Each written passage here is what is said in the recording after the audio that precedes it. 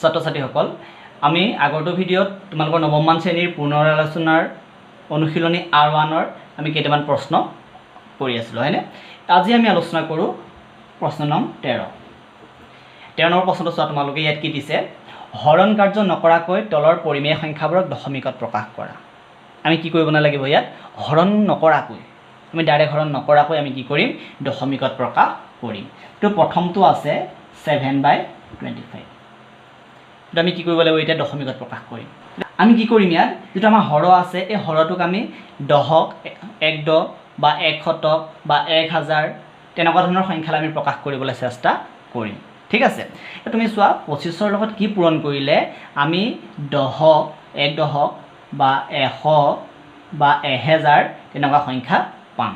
হেতু চোৱা যদি আমাৰ তলৰ হৰটো যদি 10 100 1000 বা 10000 এনেকুৱা ধৰণৰ সংখ্যা হলে দশমিকত প্ৰকাশ কৰিবলৈ কি হয় সহজ হয় তা 25ৰ লগত আমি যদি 4 পূৰণ কৰো কি হয় 100 হ'ব 25ৰ লগত মই কি কৰিলো 4 পূৰণ কৰিলো এতিয়া তলত 4 পূৰণ কৰিলে তুমি কি কৰিব লাগিব ওপৰটো কৰিব লাগিব ঠিক আছে এটা আমাৰ কিমান পালো চোৱা 7 4 পূৰণ কৰিলে কিমান 7 4 * 28 আৰু 25 পূৰণ 4 4 পজিশন কিমান 100 ঠিক আছে এতিয়া 28/100 মানে আমি 28 টো পাতি ললো 100 আছে শূন্য কিটা আছে বাৰু দুটা আমি কি কৰিম দশমিকটো দুটা সংখ্যাৰ আগত দিম 1 2 দুটা সংখ্যা তাৰ আগত দশমিক দিলো শূন্য আমাৰ মানটো কিমান হল 0.28 বা 0.28 ঠিক আছে আমি আৰু এটা কৰি চাও কোৱেশ্চন নম্বৰ 4 13 আমি 4 টো চাও ইয়াত কি দিয়া আছে 23/5 স্কয়াৰ * 2 কিউব ঠিক আছে এতিয়া ইয়াত চাবা ওপৰত আছে আমাৰ 23 তলত আছে 5 দুটা আছে ঠিক আছে 5 আমাৰ কেটা আছে দুটা আছে আৰু 2 আছে আমাৰ তিনটা 2 আৰু 5 এজোৰ হলে কিমান হ'ব 2 5 গুণ 10 ঠিক সেইদৰে এই 2 আৰু 5 আমাৰ কিমান হৈ আছে 10 হৈ আছে তে এই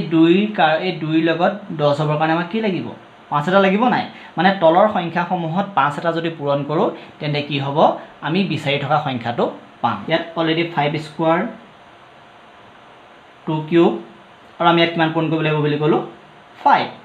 যেটো তলত 5 পূৰণ কৰিলা তুমি তাৰ কাৰণে ওপৰটো 5 পূৰণ কৰিব লাগিব এ 23 আৰু 5 পূৰণ কৰিম 5 3 গুণ 15 5 ওপৰলে 1 5 2 গুণ 10 1 11 আৰু তলটো আমি কি কৰিব লাগিব এতিয়া পূৰণ কৰিব লাগিব ইয়াত চোৱা এটো এ 5 আৰু 10 পূৰণ হৈ 10 হৈছিলে এ 5 আৰু 2 পূৰণ হৈ 10 হৈছিলে আৰু এ 5 আৰু 2 পূৰণ হৈ 10 হৈছিলে মানে 1 কেটা শূন্য আহিলে 3টা শূন্য আহিলে এতিয়া কিমান পালো আমি 115/1000 মানে আমি 115 টো পাতি ললো চোৱা কেটা শূন্য আছে এটা দুটা তিনটা আমি তিনটা সংখ্যাৰ আগত কি বহাম দশমিক বহালো এটোই হল আমাৰ নিৰ্ণয় উত্তৰ ঠিক আছে বাকি যে কেটা থাকিলে এইকেটা তোমালোকে হোমৱৰ্ক বহিত কৰি মেলি মোক দেখাবা আমি 14 নম্বৰ প্ৰশ্নটোলৈ যাওঁ 14 নম্বৰ প্ৰশ্নত কি দিছে চোৱা তোমালোকে তলৰ শতকৰাবোৰক ভগ্নাংশত প্ৰকাশ কৰা আমি ইয়াক কি কৰিব লাগে শতকৰাত দিয়া আছে আমি ভগ্নাংশত প্ৰকাশ কৰিব লাগে প্ৰথমটো আছে আমাৰ 53% 53 শতাংশ আছে হয়নে এতিয়া আমি ইয়াক ভগ্নাংশত প্ৰকাশ কৰিবলৈ কি কৰিব লাগিব ইয়াত শতাংশ আছে নহয় 53/100 ঠিক আছে এটো হৈছে ভগ্নাংশ মই বেলেগ এটা কৰিছো 3 টো কৰি চালো ইয়াত আছে কি 1/2% এতিয়া কি কৰিব লাগিব মই 1/2 পাতি দি ললো 100 শতাংশ আছে মই হৰণ 100 দিলো এতিয়া এটো যদি চোৱা 1/2 এতিয়া এটো কি হ'ব যেতিয়া আমি এই হৰণ চিহ্নটো আমি পূৰণলৈ আমি লৈ যাওঁ তেতিয়া কি হয় ইয়াৰ 100 তলত একটা আছে এই একটো কি হ'ব তোমাৰ ওপৰত বহিব আৰু 100 টো কলে আহিব তললৈ আহিব ঠিক আছে 1 1 গুণ 1 2 পূৰণ 100 কিমান 200 এটো হল কি ভগ্নাংশ ঠিক আছে বাকি তোমাৰ যি কেটা থাকিলে 2 4 আৰু 5 এই তিনিটা তোমালোকে কৰি পেলাবা এতিয়া আমি 15 নম্বৰ প্ৰশ্নটোলৈ যাওঁ 15 নম্বৰ প্ৰশ্নটো কি দিয়া আছে চোৱা তলৰ ভগ্নাংশবোৰ শতকৰা ৰূপত লিখিব কৈছে